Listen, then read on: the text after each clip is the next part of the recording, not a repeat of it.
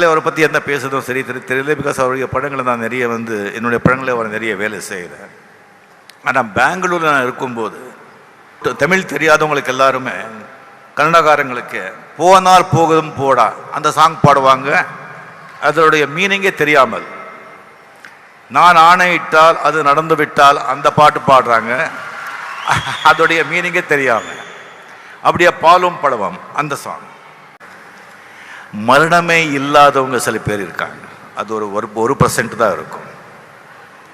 அவங்க வாழும்போது சரி, அவங்க இறந்து போன பிறகு கூட அவருடைய பேரும் புகழும் என்னைக்குமே எல்லாருடைய மனதிலையும் இருக்கும். அந்த மாதிரி சாகா வரம் பெற்றவர்கள், அவங்கள ஒரு தனிப்பிறவிகள். உதாரணத்துக்கு நீங்கள் நார்த்தில் பார்த்தீங்கன்னு சொன்னால், சினிமா துறையில் வி சாந்தாராம், தாதா சாஹேப் பால்கே,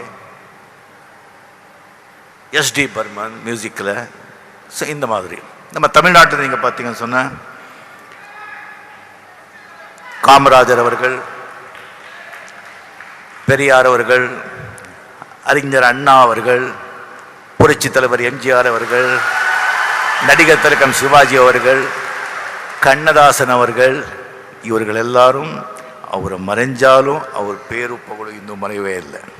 அவங்க கூட அந்த மாதிரி ஒரு பிறவிகளோட வாழ்ந்த காலத்தில் நானும் வாழ்ந்த அவங்களது மட்டுமில்லை, அவங்களோட உரையாடினேன், பழகினேன்.